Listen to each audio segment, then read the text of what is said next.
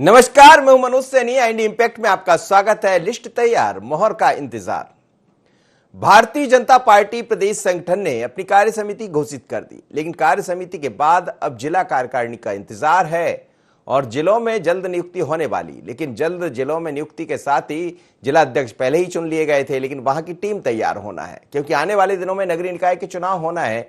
पर इस बीच कई ऐसे पद है जो अभी रिक्त है, जिनको भरा जाना है, या कई लोग ऐसे हैं जो कतार में खड़े हैं। खासकर प्रवक्ता बनने की लाइन भी काफी लंबी है भारतीय जनता पार्टी के भीतर। कई लोग इस उम्मीद में बैठे कि शायद इस बार बतौर प्रवक्ता भारतीय जनता पार्टी के हम होंगे, लेकिन कौन होगा प्रवक्ता और किसे मिलेगी जगह।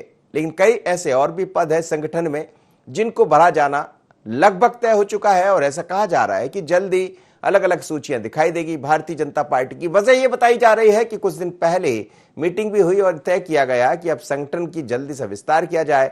आपको याद होगा राकेश सिंह बने और नंद कुमार चौहान, लेकिन इस बीच में कोई बहुत परिवर्तन देखने को नहीं मिला।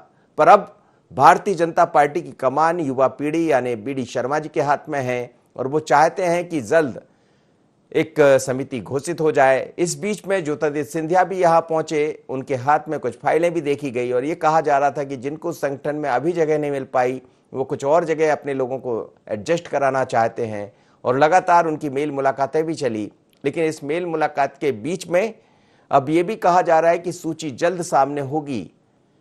तैयारी कई तरह की भारतीय जनता पार्टी के भीतर चल रही है। हमने कांग्रेस में भी देखा, कुछ दिन पहले जिलों के प्रभारी नियुक्त हुए हैं, कुछ सवाल भी सामने आए थे। लेकिन अब दोनों ही दल नगरीय निकाय चुनाव को लेकर अपनी रणनीति में लगे हैं और बढ़ना चाहते हैं, क्योंकि संगठन का कार्यकर्ता, संगठन की टीम ही आगे काम करती है। मेरे साथ तीन मेहमान जुड़ेंगे। सुरेश शर्मा जी हैं, वरिष्ठ पत्रकार। के मिश्रा जी हैं, कांग्रेस नेता, वरिष्ठ नेता। चिंतामणि मालवीय जी है, पूर्व सांसद। आप सभी का बहुत स्वागत है।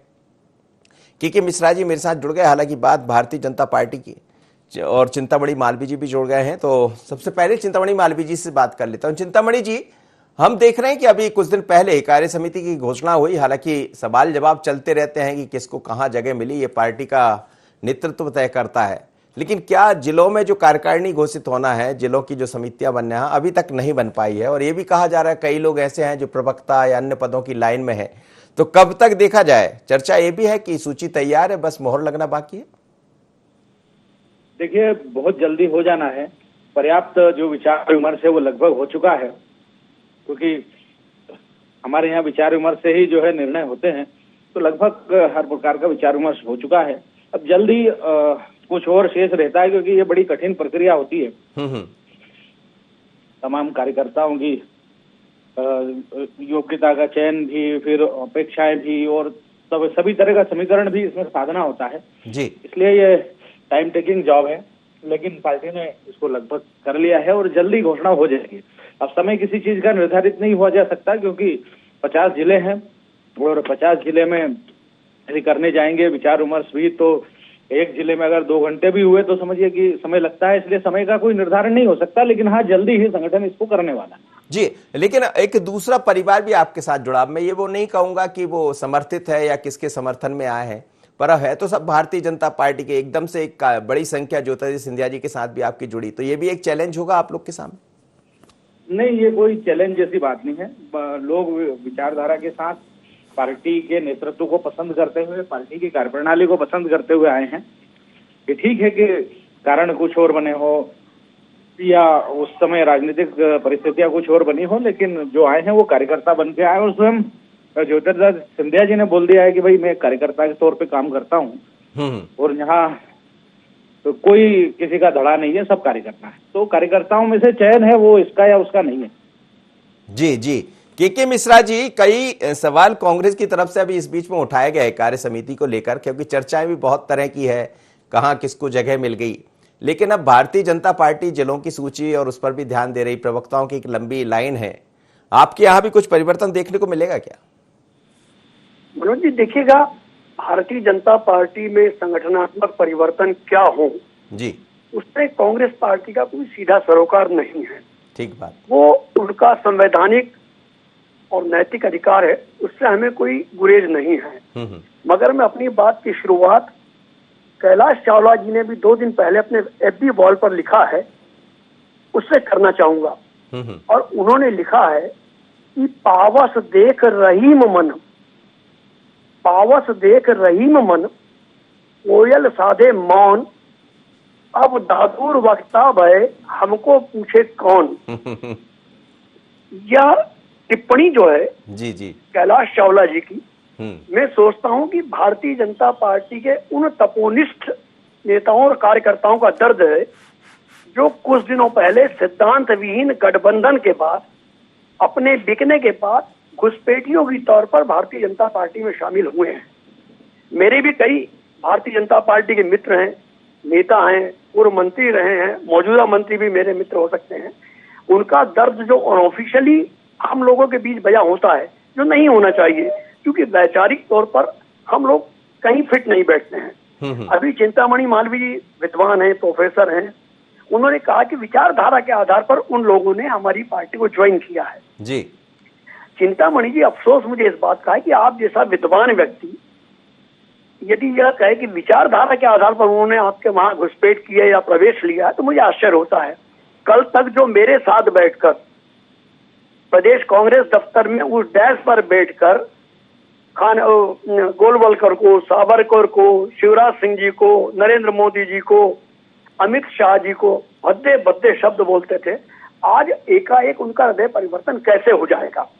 अब विचारधारा की लड़ाई तो इस प्रदेश में और देश में बची कहाँ है? अब तो सिद्धांत विहीन गठबंधन अपने स्वार्थों के तय सामने आ रहा है। और आप जैसे लोग भी, चिंतामणि जी, जो सिद्धांतों और विचारधारा को समर्पित हैं, जिन्होंने अपनी नौकरी छोड़ी है विचारधारा को लेकर, ये लोग तो नौकरी पाने के लिए आए हैं घुसपैठिए। अब कहाँ बचा है वैचारिक गठबंधन? आपने 2 महीने पहले बंगाल में किसको बुलाया था? आज कल उन्होंने वापस टीएमसी ज्वाइन कर ली है। तो ये सिद्धांतिक गठबंधन है क्या? ये विचारधारा को समर्पण है क्या?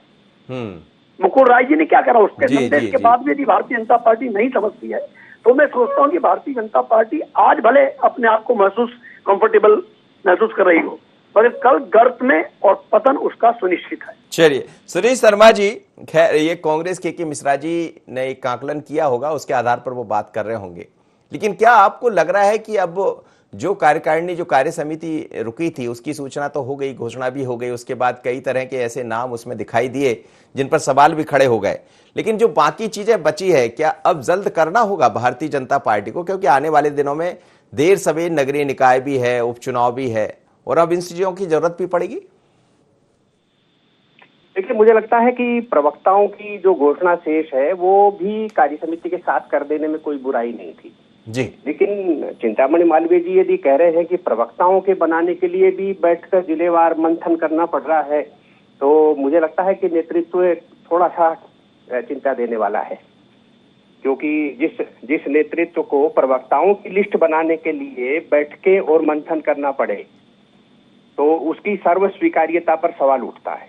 तो इससे ये भी सिद्ध होता है मनोज जी की शायद प्रेशर पॉलिटिक्स ज्यादा होगी तब जो है प्रवक्ताओं जैसे स्थान के लिए भी, क्योंकि प्रवक्ता केवल पार्टी की बात को मीडिया के समक्ष या सोशल मीडिया में रखने के लिए होता है, जैसे के मिश्रा जी अभी कर रहे हैं बैठ करके। जी जी। हाँ, तो ये इस प्रकार के, इसके लिए जो है आप उसकी वाक्पटुता, शब्दों के इमीडिएट पकड़कर चयन सलीके से करके प्रस्तुत करने की तरीके के आधार पर चयन होता है, गुटों के आधार पर नहीं होता। यदि गुटों के आधार पर होगा या नेताओं के आधार पर होगा तो मुझे लगता है कि भारतीय जनता पार्टी में बदलाव है। दूसरी बात मैं ये कहना चाहता हूं कि ये बात अपनी जगह है कि भारतीय जनता पार्टी अपना स्वरूप बढ़ा रही है, और जब स्वरूप बढ़ा रही है तब उन स्थानों पर घुटन प्राप्त करने वाले लोग जो नेतृत्व के द्वारा सताए जा रहे हैं, नेतृत्व के द्वारा महत्व न दिए जाने के कारण प्रताड़ित हैं, वे लोग जो है दल बदल करके आते हैं।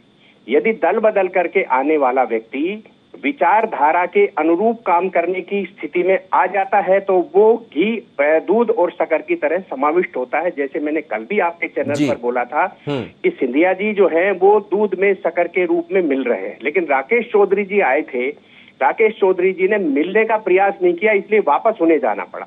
और जो लोग ये सोच करके आते हैं कि मुझे यहाँ गेन करना है, केवल गेन करना है, वो लोग जो है मुकुल राय की तरह वापस चले जाते हैं। मैं मुकुल राय की आलोचना बिल्कुल नहीं कर रहा हूं, क्योंकि मैं ये मान करके चलता हूं कि वो पहले भी मोहरा बने थे, आज भी मोहरा बन रहे हैं। तो ये राजनीति में कुछ लोग ऐसे होते हैं जो मोहरा बनने के लिए ही पैदा होते हैं। वो अपने मुंह से इतनी आलोचना करते हैं कि उनका स्थान उधर भी नहीं रहता और इधर भी नहीं रहता। मतलब ये मान लिया जाए कि सियासत में मौका परस्ती हावी हुई है? नहीं, मौका परस्ती के देखिए, मैंने एक शब्द प्रधानमंत्री जी से सहित बड़े कांग्रेस भाजपा के नेताओं से सुना था, मीडिया इंडस्ट्री।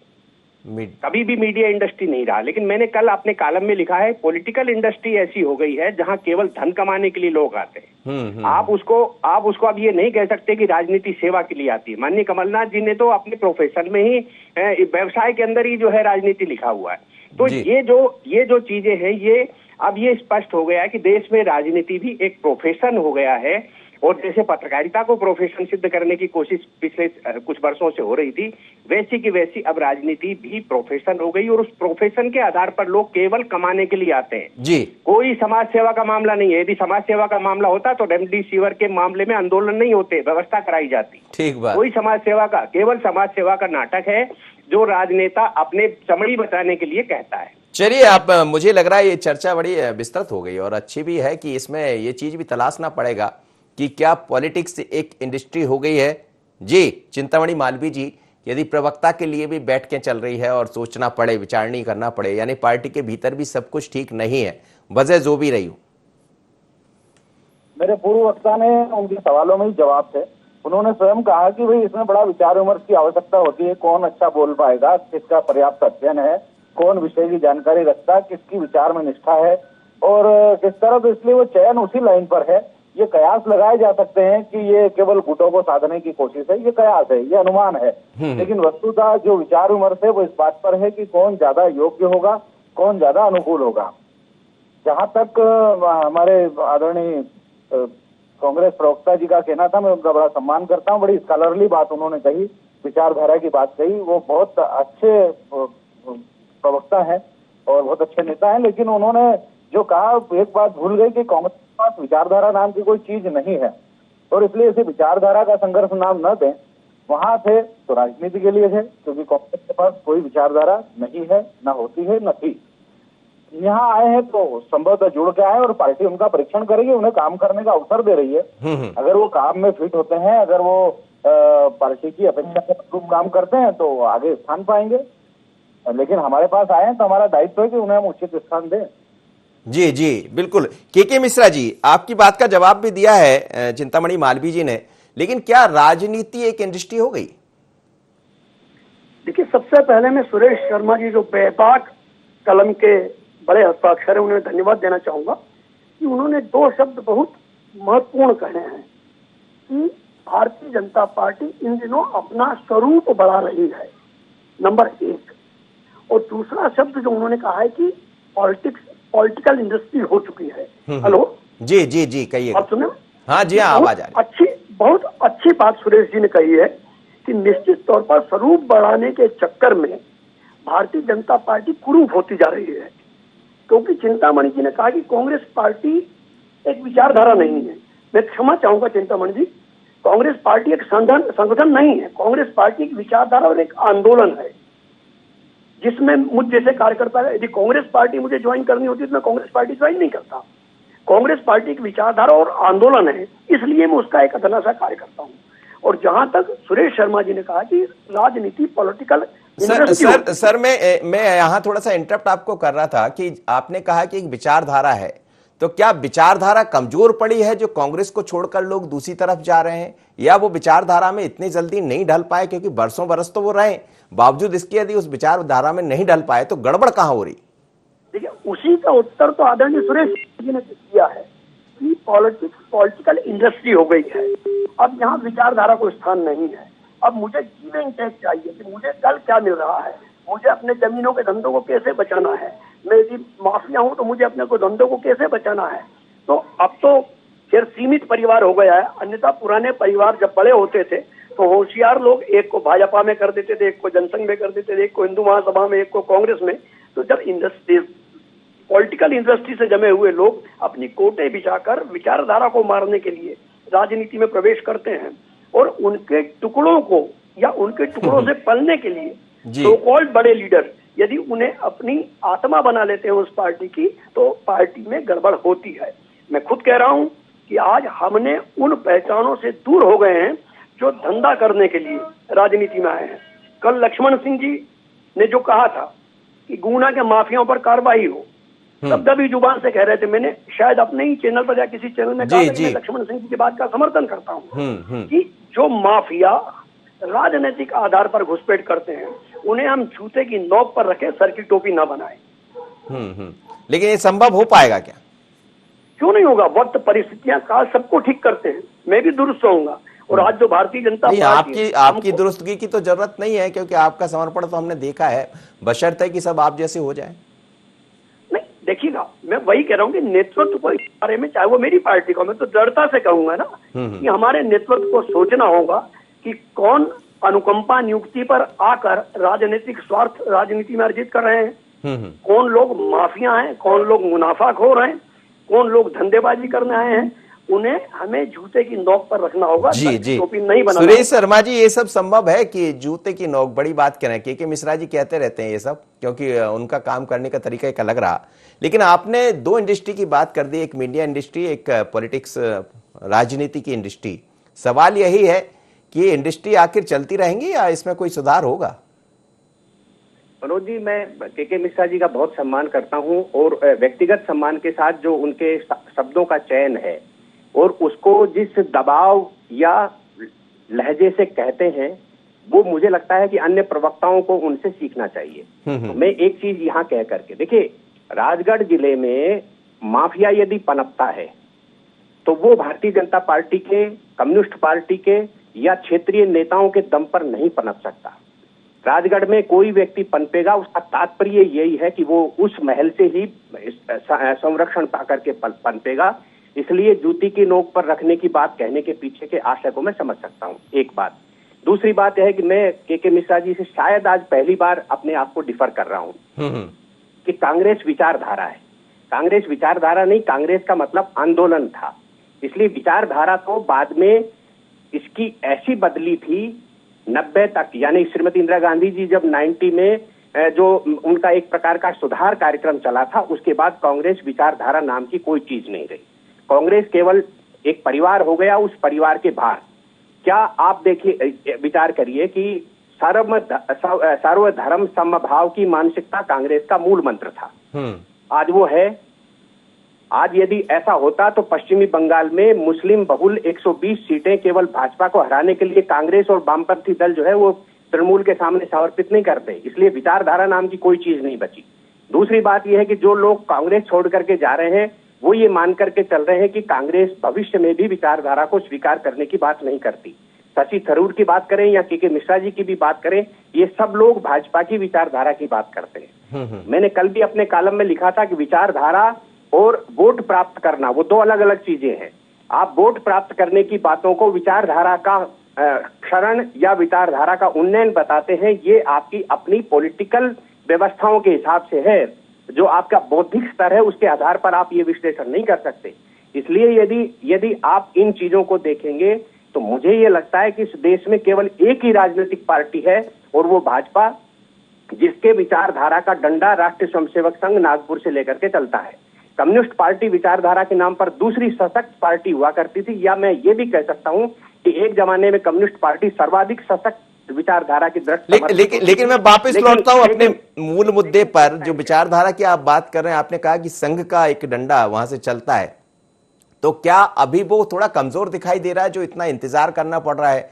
कार्य समिति घोषित हुई और कार्य समिति के बाद कई तरह के सवाल भी उठे जिन्हें आप बेहतर समझ रहे होंगे जो मैं कहना चाह रहा हूँ, या फिर बाकी जो सूचियां, बाकी जो प्रवक्ता जिसका आप भी जिक्र कर रहे थे कि यदि विचार होने लगे, उस पर मंथन इतना ज्यादा होने लगे कि कौन क्या होगा, तो फिर ये बड़ी चिंता बढ़ाने वाली बात हो जाती। ये सवाल यदि मुझसे है तो मेरा जवाब ये है, मैं आपसे जी। हाँ, भारतीय जनता पार्टी ने, जैसा मैंने कहा, अपना विस्तार करने के साथ जो छलनी लगाना चाहिए थी वो नहीं लगाई। क्योंकि मध्य प्रदेश ऐसा राजनीतिक गढ़ है भारतीय जनता पार्टी का, जहां के लिए ही केवल भारतीय जनता पार्टी का शीर्ष नेतृत्व सदैव देव दुर्लभ कार्यकर्ता का उल्लेख करता था। ये गुजरात के लिए नहीं होता था। कि गुजरात में देव दुर्लभ कार्यकर्ता, वो केवल मध्य प्रदेश का, चिंतामणि मालवीय जी शायद इस बात से सहमत होंगे कि मध्य प्रदेश में ही देव दुर्लभ कार्यकर्ता पाए जाते थे, गुजरात में नहीं। गुजरात में विशुद्ध व्यापारिक लोग जो हैं वो भारतीय जनता पार्टी के समर्थक बने हैं। और आज यदि हम केंद्रीय नेतृत्व को देखते हैं तो वहां कहीं न कहीं व्यापार बढ़ाने की बात, धन कमाने की बात, मानसिकता अब तो व्यापार की बात नहीं कर रहा हूं। देश और देश का नेतृत्व भी उन्हीं के हाथ में जी। इसलिए जो है ये बड़ा चेंज भारतीय जनता पार्टी में आया है कि जो अपना विस्तारवादी रुख भारतीय जनता पार्टी ने जब से अपनाया है तब से इनका मूल कार्यकर्ता इधर उधर भटका है। वो कहीं न कहीं उस स्थान पर बैठा हुआ उस दिनों को निहार रहा है जो दिन कभी हुआ करते थे।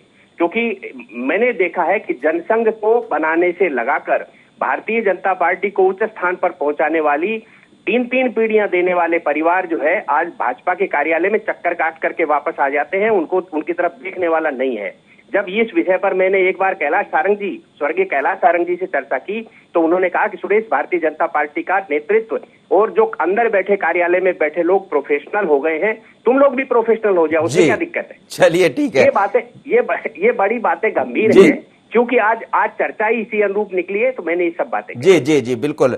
चिंतामणि मालवीय जी, जो प्रोफेशनलिज्म की बात हो रही है वो यदि सियासत में आ जाए, और वो दिखाई भी दे रहा है, बात केंद्र से लेके यहाँ तक भारतीय जनता पार्टी में भी ये काफी हावी हुआ है और उसकी खूब चर्चा होती है। आप देखिए, यदि हम पश्चिम बंगाल की तरफ भी जा रहे हैं तो ये वही दिखाई दे रहा है। मध्य प्रदेश में भी आपकी वापसी हुई है तो उसमें बहुत सारी वजह वही दिखाई देती है। लेकिन क्या यही सब वजह है जो लगातार सूचियों में देरी हो रही है? देखिए, सबसे पहले तो सैनी जी आपको धन्यवाद बहुत स्कॉलरली डिबेट कराने के लिए। माननीय शर्मा साहब हैं, माननीय मिश्रा जी हैं, मैं बहुत स्कॉलरली डिबेट के लिए आपका धन्यवाद। बड़े विचारोत्तेजक विषय आपने लिए।